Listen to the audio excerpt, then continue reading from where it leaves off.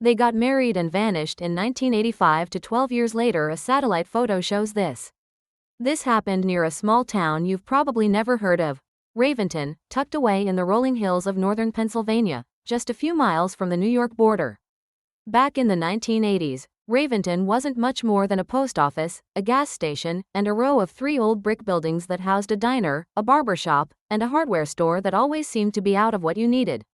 There was a single blinking traffic light at the center of town. People didn't lock their doors. Everyone knew everyone, or at least, they thought they did. On June 15, 1985, a wedding was held at St. Lillian's Church, a small white clapboard chapel just off Old Quarry Road. The bride was Teresa Lee Monroe, 24, a local kindergarten teacher known for her soft voice and quiet charm. The groom, Daniel Fletcher, 27, was a mechanic at his uncle's garage, quiet, well-liked, the type of guy who remembered to bring flowers home on random Tuesdays. They were described by neighbors as the kind of couple you root for. The type people said would make it. Teresa wore her mother's veil, passed down through 3 generations. Daniel wore a navy suit with a hand-stitched pocket square made by his late grandfather. The wedding was simple, beautiful, and, by all accounts, perfectly ordinary. The reception was held in the field behind the Monroe family house, with picnic tables, a rented tent, and string lights hung from fence posts. They danced under the stars to a borrowed radio and drank homemade lemonade and cheap wine from plastic cups. It wasn't fancy, but no one seemed to care. Several guests described the mood that night as light, joyous, and like something out of a movie. But by sunrise, the newlyweds were gone. At first, no one panicked. They had borrowed Daniel's Chevy pickup, an aging, sun-faded, 79 model with a dented bumper and a rattling exhaust, and packed it the day before with bags for a short honeymoon trip. They'd planned to drive up through the Catskills, maybe spend a night or 2 in a rented cabin near Crystal Hollow Lake, a spot Teresa loved as a child. When Teresa's mother, Ruth Monroe, called the cabin rental office 2 days later to check if they'd arrived, and was told no one had checked in under their name, the unease began. By day 3, Daniel's uncle called the state police. The couple hadn't shown up at the garage, nor had they contacted any friends. Teresa hadn't called the elementary school where she was due to return for summer programs. Both of their wallets, toothbrushes, and bags were gone from the house, but no one had heard a word. No postcards, no calls, nothing. A missing persons report was filed. And that's when the questions started. The Pennsylvania State Police ran a standard search. They checked nearby roads for signs of an accident. The Chevy pickup was never recovered. No signs of it on any surveillance stations or highway logs. No tire tracks, no wreckage, no abandoned vehicle fitting the description. The families were cooperative but shattered. Daniel's mother refused to believe they were truly gone. They probably just took off. Maybe they didn't want the small-town life, she told local press. They'll come back when they're ready. Teresa's father, by contrast, insisted something was off. Teresa wouldn't do that, he told reporters. She was the kind of girl who called me if she'd be 10 minutes late. She wouldn't just disappear. His statement was clipped and aired once on Channel 5 News out of Scranton. And then never again. Over the weeks, the case gained some attention in the region, enough to attract a few amateur sleuths and 2 or 3 newspaper pieces. But it was the mid-80s. No internet, no social media. Once the trail went cold, which it did, very quickly, so did the interest. And then, time passed. By 1991, the Monroe-Fletcher case was mostly forgotten, filed away under a growing drawer of unsolved folders in the regional precinct. Teresa's parents had moved away to live with their daughter in Delaware. Daniel's uncle had sold the garage. Most of the friends who attended the wedding had started new lives, spread across cities, states. In July of 1997, an intern working for a geographic survey firm contracted by the state of Pennsylvania was reviewing satellite imagery of undeveloped forest zones. The firm was working on preliminary maps for a potential state park in a region just north of Raventon, about 11 miles into protected woodland, near what used to be an old coal route decommissioned in the late 60s. She was reviewing a series of high-resolution topographic overlays when something unusual caught her eye. At first, it looked like nothing, just a pattern of flattened brush at the edge of a dry creek bed. But the shape, it wasn't random. It was too linear, too symmetrical, like something man-made that had been sitting there, untouched, long enough to alter the vegetation patterns around it. She flagged it, out of curiosity more than concern. 2 weeks later, when a field crew hiked out to the coordinates, they reported finding an unusual depression in the ground, roughly the shape of a truck. No visible vehicle, but the soil had a different consistency. Something had been there, for a long time, buried. That location was just 14 miles from where Daniel and Teresa were last seen. When authorities were notified, the area was excavated under official supervision. What they found made headlines in exactly one newspaper, the Bradford Sentinel, before it was curiously pulled from circulation. They uncovered a rusted chassis, nearly unrecognizable, embedded in layers of earth and leaf matter. It was confirmed, after several days of analysis, to be a 1979 Chevy pickup. The VIN number matched Daniel Fletcher's missing vehicle.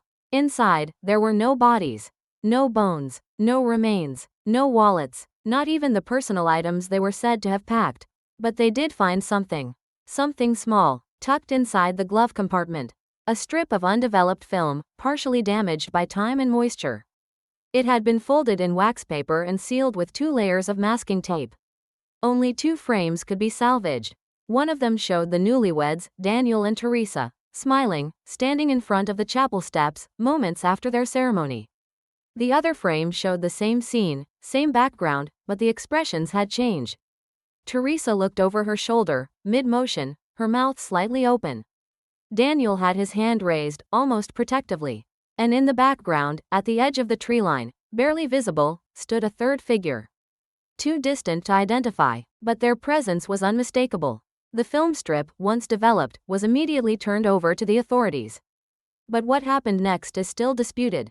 According to an internal memo leaked by a former technician, a man who worked briefly at the now-defunct Bradford Regional Forensics Lab, the photos were pulled from the official report within 48 hours.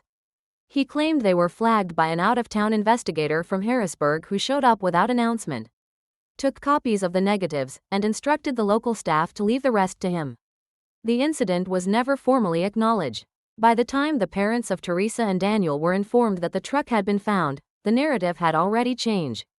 The vehicle, they were told, had likely been abandoned after an accident or intentional disappearance. The presence of the film was downplayed. When Ruth Monroe asked whether any personal items were recovered, she was told simply, "Nothing significant." But then something strange happened. 1 week after the truck was unearthed, a manila envelope arrived at the Monroe family's old mailbox in Delaware. No return address, no stamps. It had been placed there by hand. Inside was a third photograph. Not from the wedding. It showed a cabin, small, 1 room, made of untreated timber. Windowless. It was taken from a distance, likely through a zoom lens. The photo was slightly tilted, as if the person taking it had been hiding or moving. On the back, in careful block letters, were the words, "This is where they stayed."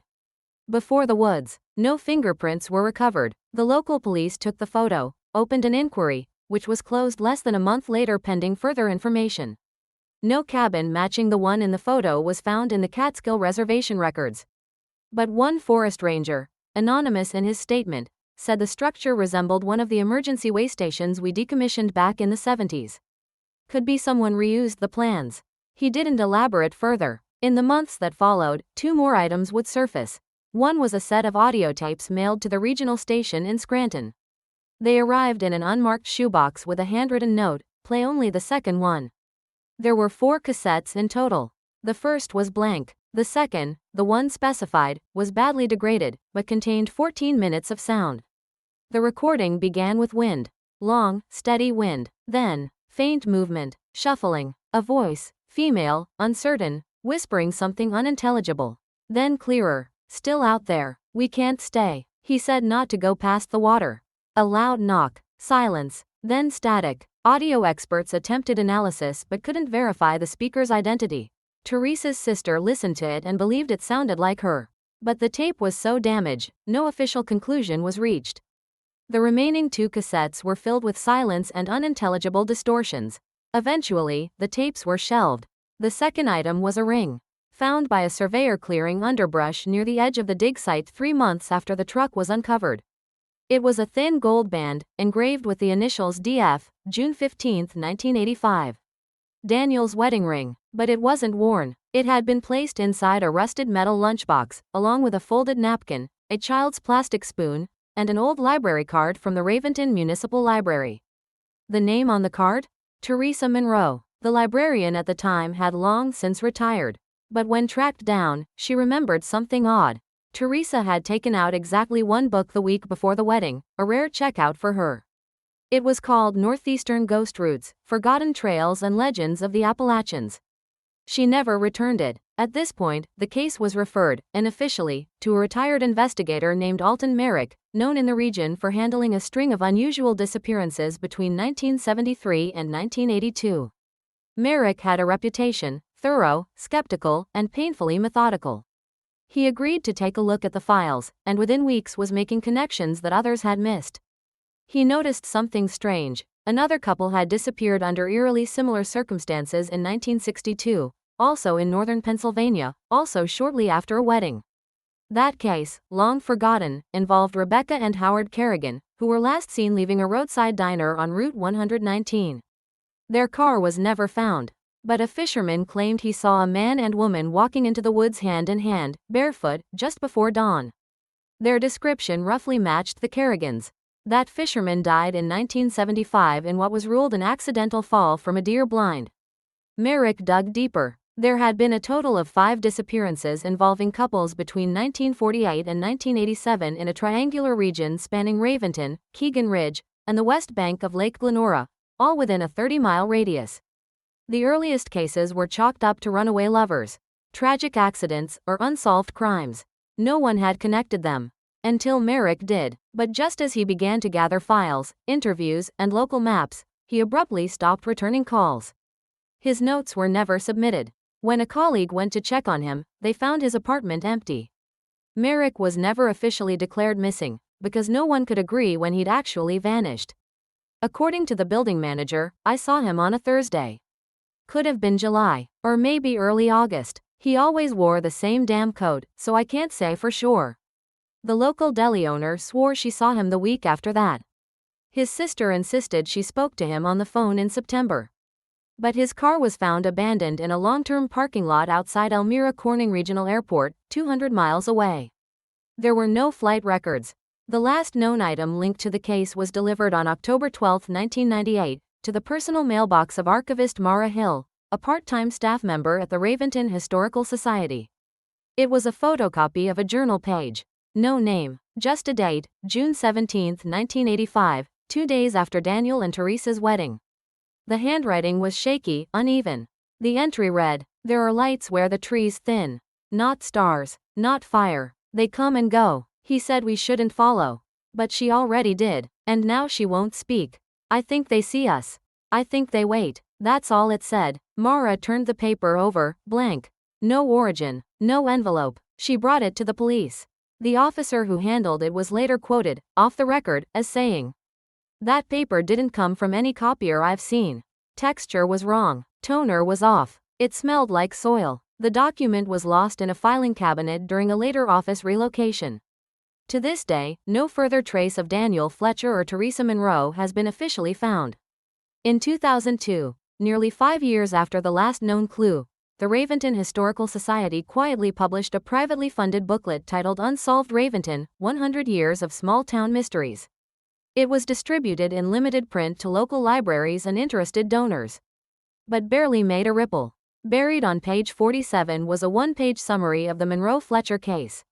It referenced only publicly known details. However, a footnote at the bottom of the page caught the attention of a graduate student named Emma Calloway, studying archival science at Lehigh University. The footnote read, "It is worth noting that several details of this case were later retracted by authorities for reasons not disclosed. Satellite data is no longer available to the public. Requests under FOIA were denied in 1999, 2001, and 2002.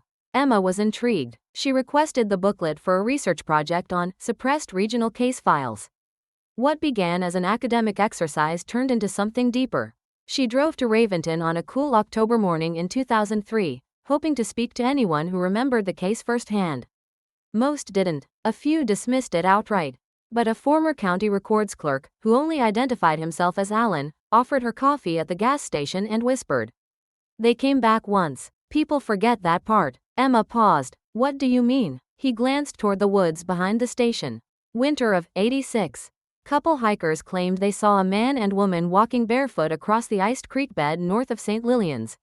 Matching the description, they reported it, got laughed out of the station. But I saw the log entry. It was real. When Emma asked to see it, Alan shook his head. Won't find it now. That logbook's been gone since '93. Like a lot of things, this planted a seed. Emma began tracing property records, weather reports, emergency call logs, anything related to the area around the site where the truck was found. She discovered something odd. An entire square mile of forest had been reclassified in 1992 as part of a natural restoration zone, effectively cutting it off from public access. The stated reason was erosion and habitat recovery.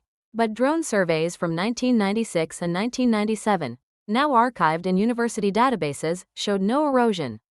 In fact, that area hadn't changed at all in over a decade, if anything. It was unusually undisturbed. She dug further. That area, the same region where the buried Chevy truck was found, had once been part of an unmapped settlement known as Glasser's Hollow, founded in the early 1900s by a group of rail workers who reportedly refused to leave after the nearby line closed. No official town records survived. No cemetery. No birth certificates. But one thing did remain, a church, long since collapsed, whose stones were quarried from the surrounding hills. And beneath the church? Caverns. A 1951 geological survey recorded subsurface fissures and chambers of uncertain depth in that exact location, but funding to study the caves was pulled mid-project after one of the researchers went missing for several days and refused to speak publicly afterward. Emma marked that location, the collapsed church and caves, on her map. The next day, she made her way there on foot. She documented the route in her notes. Left the car at mile marker 42. Walked northeast 1.6 miles to Dry Creek. Crossed. Entered Pine Basin. No signage. No trail markers. Air felt still, like inside a closet. Forest sound vanished after 400 feet. Noticed pressure shift in ears, barometric? Or psychosomatic? At 3:42 p.m., she stopped writing. Her next note appeared 3 hours later, scribbled in a margin. Heard laughter. Woman's. Sharp. Echoing. Like in metal. Can't locate source. Air has taste. Iron? The last page of her field journal reads. Structure. Half buried. Looks like a cellar door or hatch. Metal. Padlocked but old. Hollow echo when tapped. Surrounding ground feels hollow. Like it breathes when you step. She returned to her car well after dark. She told no one what she'd found, not yet. But in the days that followed, Emma stopped answering emails. Her thesis was never submitted. Her apartment in Bethlehem was vacated without formal notice. Her phone was disconnected. She wasn't declared missing until 3 months later, after her advisor contacted her parents. A single item was found in her abandoned car, a postcard. On the back, written in handwriting that didn't match Emma's, were 4 words. It never ended here. The front of the postcard showed a generic cabin in the woods, identical to the one sent anonymously to Teresa's parents 5 years earlier. Following Emma's disappearance, the Raventon Police Department quietly reopened a case file labeled Category 9, Abandoned Investigations, Archive Reentry. This classification, introduced in 1996, was reserved for cold cases with irregularities, specifically those involving untraceable evidence, field agent disappearance, or anomalous patterns. The officer assigned to the review, Detective Marshall Klein, began piecing together overlapping threads. What stood out wasn't the evidence that had been collected, it was what had been systematically removed. The original satellite photos from 1997? Gone from the state geoserver, replaced with blurred proxies. The forensic file on the truck? Missing VIN records, tire pressure log, even the soil report. Witness interviews from 1985? Transcripts abruptly ended mid-page. Some names blacked out with ink, others vanished entirely. Klein began to wonder, who was doing this, and why? In March 2004, Klein drove to the last known address of Alton Merrick, the retired investigator who disappeared in the late 90s. The apartment had since been rented out, but the landlord allowed him access to the basement storage unit. What he found there would alter the trajectory of the case permanently. Inside was a large trunk. Inside the trunk, folders. Dozens, all labeled in identical handwriting, M sequence, 1 through 17. Each folder contained records from earlier couple disappearances, all within that same 30-mile triangle. But it was folder 9 that held the most compelling artifact. A Polaroid, dated June 18, 1985. It showed a narrow trail in the woods. Trees bent outward unnaturally, like pressed from within. And in the center, barely visible in the light, stood a child-sized figure, facing away. The timestamp on the back was 3:33 a.m. Next to the photo, Merrick had written only one word: returning. Detective Marshall Klein, now fully absorbed in what he called the folding trail, continued to work unofficially, long after the department's interest waned again. By late 2004, budget constraints and lack of results had led the Raventon Police Department to quietly shelve the Monroe Fletcher case once more. Klein, however, had already begun to digitally map the entire triangle where the disappearances had occurred, using archived land records, historical trail overlays, and even testimonies from local hunters and hikers. But one oddity stood out. Multiple disappearances, including Daniel and Teresa's, occurred within a specific topographic alignment, a natural corridor that ran northeast to southwest through dense forest, intersecting an area once called Dobbins Hollow. The name no longer appeared on modern maps. In fact, it hadn't been listed since 1972, when, according to zoning records, a fire had destroyed a logging outpost there. But satellite heat signatures showed no scarring, no burn zone, no ash bed, no regrowth patterns consistent with wildfire.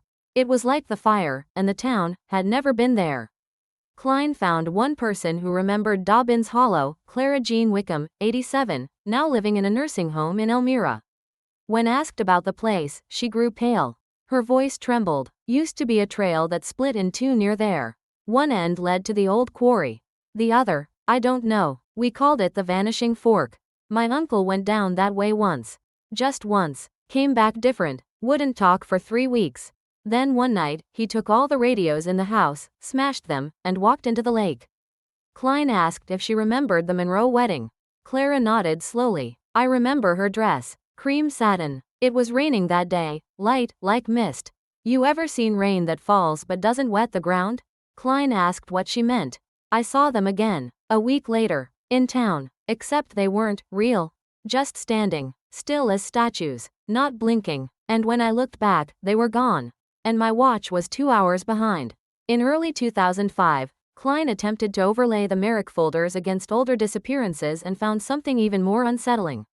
Between 1921 and 1985, every 11 to 13 years, a couple vanished within the same zone. Not every case had been reported as romantic or matrimonial. Some were hikers, siblings, close friends. But when you looked closely, always two people. Always together. Always on foot. And in nearly every instance, a third presence was either hinted at or partially observed. A shadow in a photo, a noise caught on tape, another voice on radio. No prints, no witnesses, no bodies, just voids, exactly where something, or someone, should have been. That spring, Klein began receiving emails from a burner address. The subject line was always the same. Lillian, no signature, just text, usually fragments, sometimes coordinates. He traced one such message to an area just west of the old fire tower that once stood along St. Lillian's Trail, the path that had led to the church where Daniel and Teresa were married. That tower had collapsed in 1992. The official report said it fell due to metal fatigue and poor base anchoring. But when Klein examined photos taken just weeks before the fall, he noticed something strange. In the background of one image, barely visible behind trees, stood a person. Half hidden by the brush. Their proportions were off, arms too long, head too narrow, the shadow cast in the wrong direction. The photographer, a retired ranger named Elliot Frears, had died in 1993 of a heart attack in his sleep. His belongings had been auctioned off in '94, but Klein managed to track down his niece, who had kept a journal of her uncle's ramblings from his final weeks. In one entry, dated just days before his death, he wrote, "She comes at night, not to me, not for me, but for what I remember. For what the others forgot. There's a song she hums. I think it's old, German, Slavic. It makes the birds stop. Last night, the trail looked like it used to. But it shouldn't. The tower's gone, but I saw it. The lights were still on. She was standing beneath it, and she knew I saw her." That same spring, a maintenance worker for the State Utility Board reported finding something buried during a routine pole replacement just outside the eastern boundary of the protected zone. It was a cassette recorder, wrapped in layers of plastic and cloth. Batteries long dead, but when replaced and rewound manually, it played 7 minutes of audio. The voice was male, shaky, strained. I think I see her. But it's not her. Not anymore. She's moving like she doesn't have joints. I keep thinking I'm hearing the wedding music again, but it's just wind. It's always wind, and sometimes voices under it. He coughs. There's movement. Then this. Don't dig. Don't uncover anything. What's buried isn't meant to stay that way because of the soil, it's because of the memory. The land forgets on purpose. Then static. No one knows who recorded it. But audio analysis concluded it was not Daniel Fletcher, nor did it match any known law enforcement voice profiles from the area. Klein requested access to the full land registry going back to 1900. His request was denied, twice. The third time, the archivist responded with a note. We don't keep maps for what was never officially here. By the summer of 2005, Klein was sleeping in his office, filing requests to state-level investigators, most of which were ignored. He left voicemails for his former colleagues, most of whom stopped replying. He noticed his own case files began disappearing.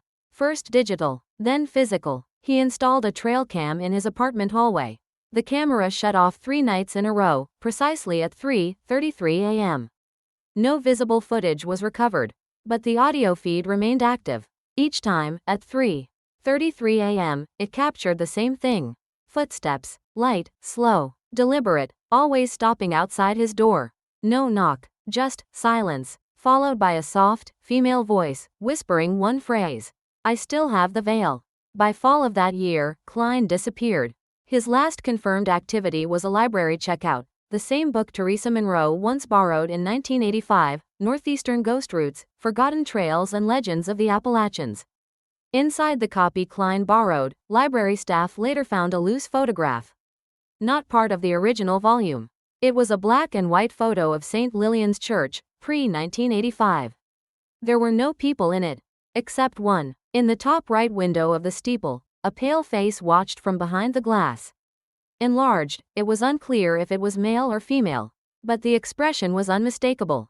It was smiling. In the spring of 2012, nearly 3 decades after Daniel and Teresa vanished, a newly married couple, Elena and Brooks Heller, booked a remote cabin for their honeymoon through a listing posted on an obscure travel blog. The location was marketed as off-grid, scenic, and perfectly disconnected.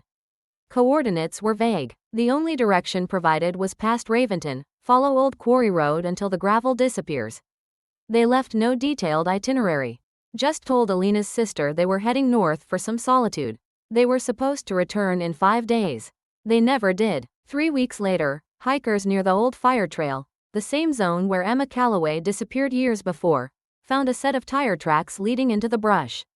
No vehicle nearby, but at the end of the shallow indentation in the grass lay a wedding shoe. Mud-caked, size 7. The Park Service flagged the spot but classified it as non-critical, assuming it belonged to a hiker or camper. It wasn't until Elena's sister, growing desperate, found the same travel blog where the cabin had been listed, and noticed it had been wiped clean, along with all its past posts, that she called state authorities. That's when the pattern began to click again. The Hella's disappearance marked the first since 2005, the same year Klein vanished. 11 years apart, almost to the day, from the last known incident. State authorities reassembled what they called an anomalous case group, quietly. No press coverage, no formal acknowledgement, but one member, Agent L. Delancey, a private consultant brought in from out of state, began compiling notes. She found the Merrick folders. She found Klein's last library record. And she found something else, buried in a maintenance server at the Pennsylvania Department of Environmental Protection. A satellite image dated September 12, 1997, a different frame from the one that originally showed the outline of the buried truck. This one was taken 11 minutes earlier, and in it, clearly visible in a sunlit gap between trees, stood 2 figures. One in white, the other in dark navy, standing still, side by side. When the photo was enhanced, Delancey noted a third shape, indistinct, further behind. Something tall, narrow, vertical, not a tree. The file had been mislabeled under a land survey tag. Stream elevation profile, Raventon North, rejected shot. Rejected, but never deleted. Delancey kept digging. She drove to Raventon herself in the summer of 2012. The town, though still existing on paper, had shrunk to fewer than 300 residents. St. Lillian's Church was now just a foundation, its stones removed years ago after the structure was declared unsafe. The clearing was choked with overgrowth, but the outline of the chapel could still be traced in moss. She found a slab near where the altar once stood. Etched into it, in tiny scratches that had nearly faded with time, were 3 words.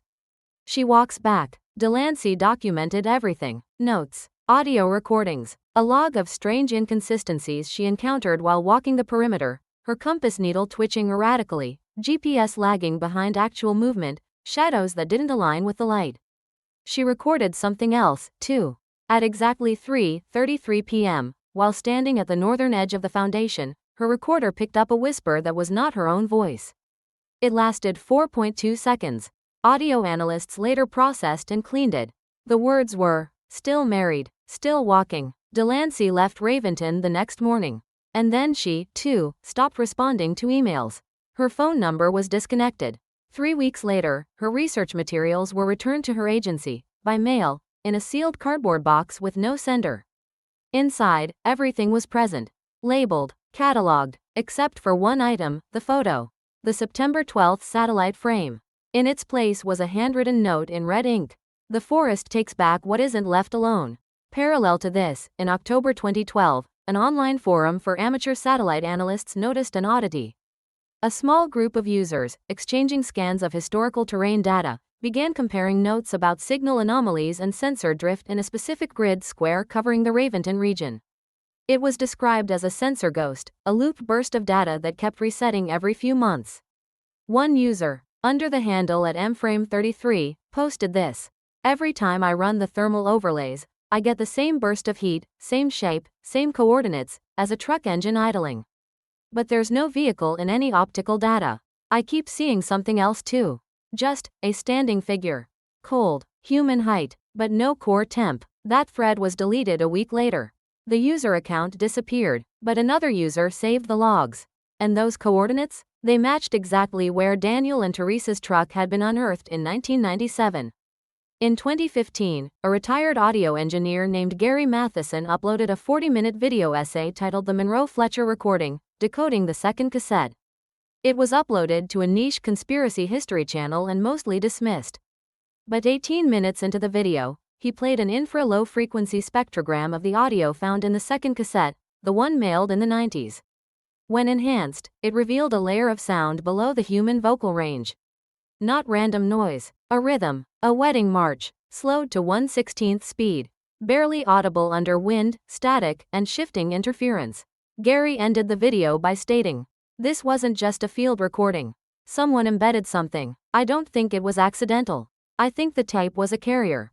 The kind of thing you use when you want a message to exist, but not be seen, unless you're listening in the right way. And maybe not even then." Later that same year, a local contractor clearing trees for a firebreak near the edge of Keegan Ridge made a report to his supervisor. "I found a clearing that wasn't there before. Perfectly round, no stumps, no roots, like the trees never grew there. Like they were never supposed to. At the center of the clearing was a wedding veil, perfectly preserved. Not yellowed, not torn. It fluttered, though there was no wind." The man quit 2 days later. Refused to give further comment. By late 2016, the Monroe Fletcher file became something of a ritual assignment for new recruits in the state's archival task force, something they were told to glance at. Make a few notes, then let go. It was known internally as a circular case, meaning any progress would eventually lead back to the same questions, same gaps, same silences. But one recruit, Nico Reyes, didn't let go. He was 24, fresh from a civilian investigator program, and naturally obsessive. He didn't believe in ghosts or unsolved anything. "Everything leaves a mark," he told his partner once. "It's just a matter of who's willing to dig far enough to find it."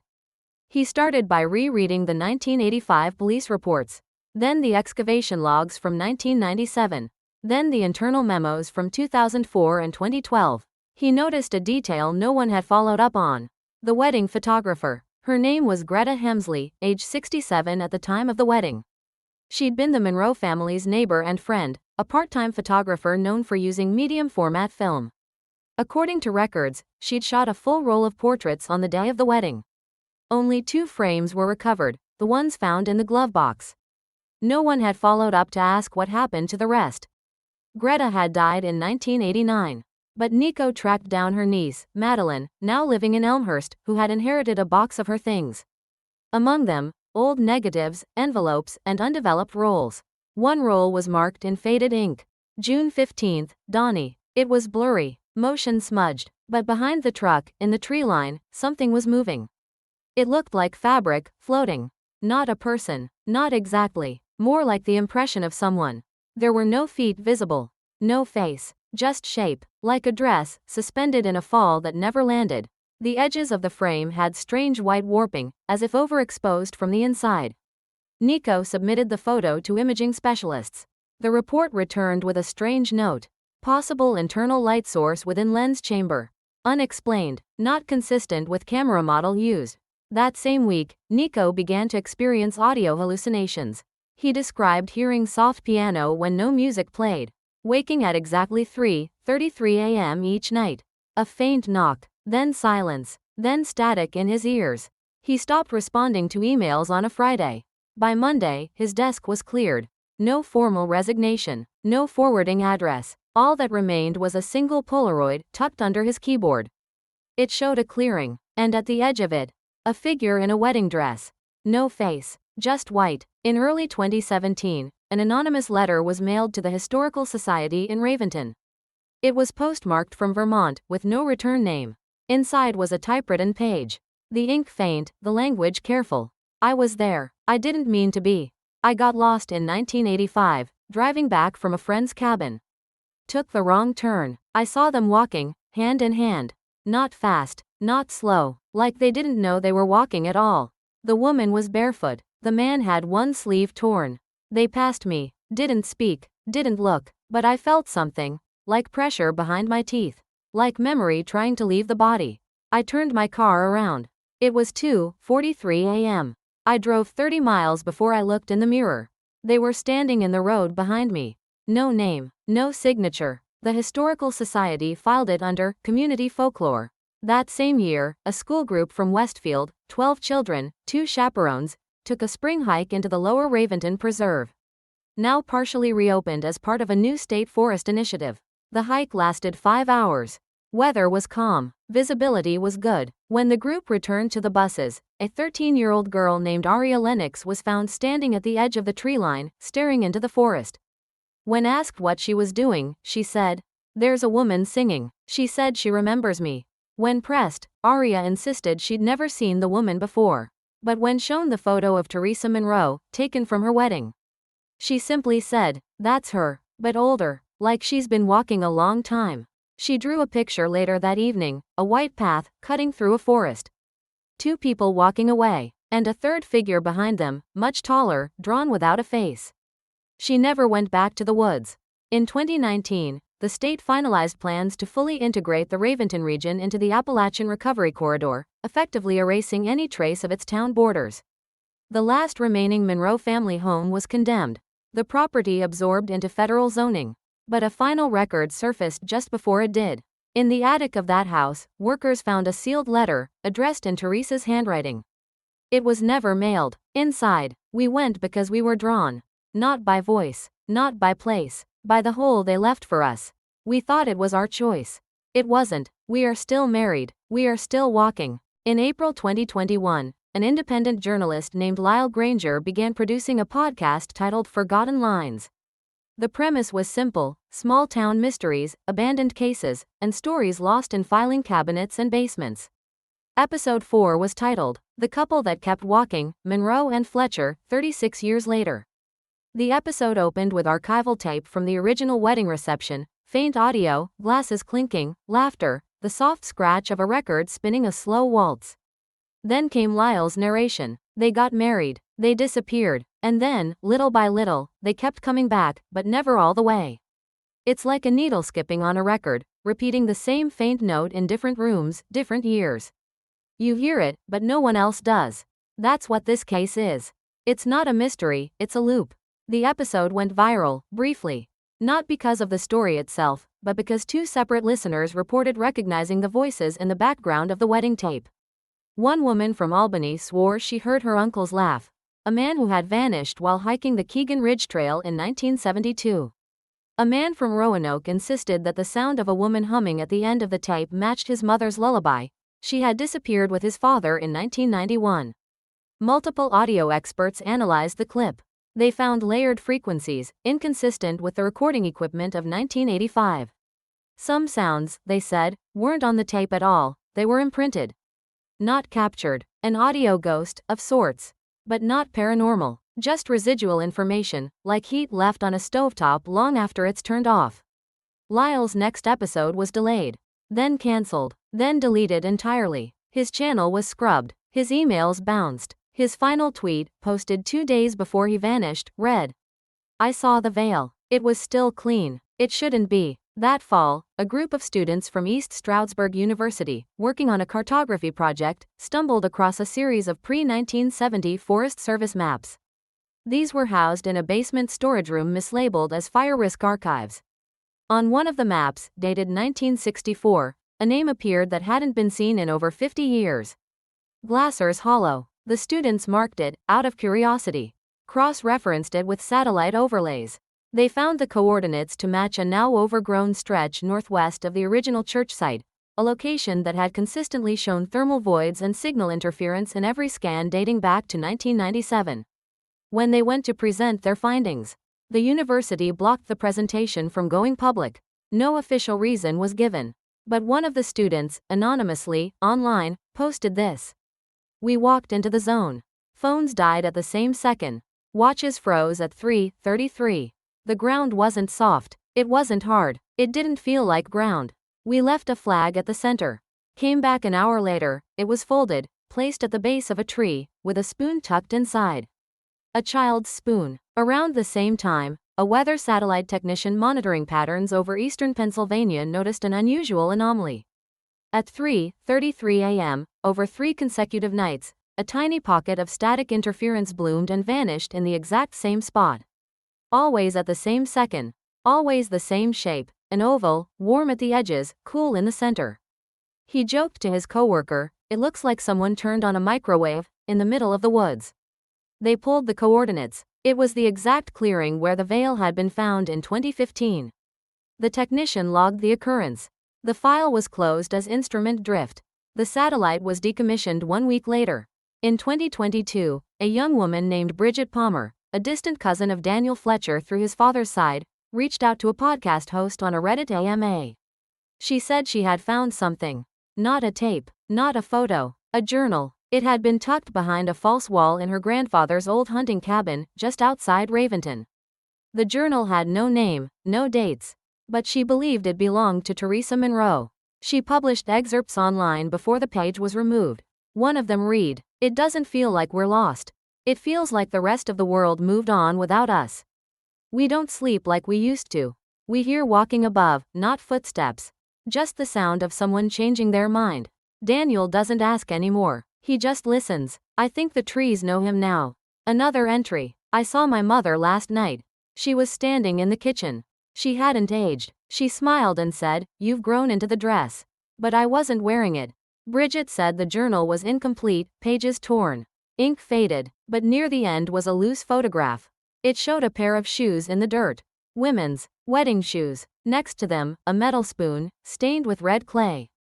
And barely visible in the background, at the edge of focus, a figure, holding something like a veil, stretched between 2 hands, like a net. In the months that followed, 4 separate hikers went missing within a 10-mile radius of the Raventon Triangle. None were connected to each other. None left trails. None have been found, but one, a man named Eli Drummer, 28, left behind a notebook, recovered from his campsite.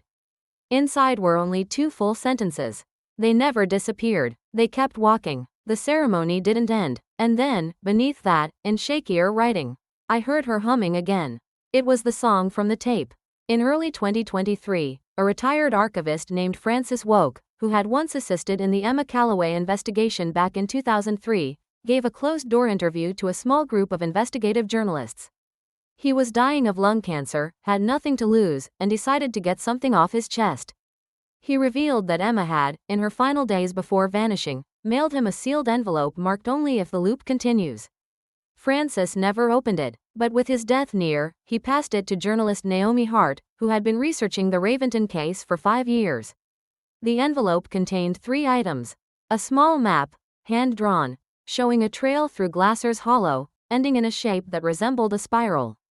A faded photograph of a church foundation with what appeared to be shadows of people standing in a circle, though no one else was present when the photo was taken. A single line, typed on an old Smith Corona typewriter ribbon. When the song plays, they return to where it ended. Naomi was skeptical, but curious. She followed the trail. On March 22, 2023, Naomi and her sound engineer, Micah, entered the preserved forest at sunrise. They followed the map, step by step, comparing it with old geological markers and the few waypoints that still existed. The trail became harder to follow with each mile. Naomi recorded everything: voice memos, camera footage, GPS logs. 3 hours in, their GPS froze. Compass needles spun. Watches stopped. Still, they walked. At exactly 3:33 p.m., Naomi whispered into her recorder. It just got quiet, not like normal woods quiet. Everything feels like it's behind glass. Micah confirmed it too. His footage, later recovered, showed the air shimmering faintly, like heat mirage, despite the temperature being only 48 degrees. And then they saw it. The clearing. A circle in the earth.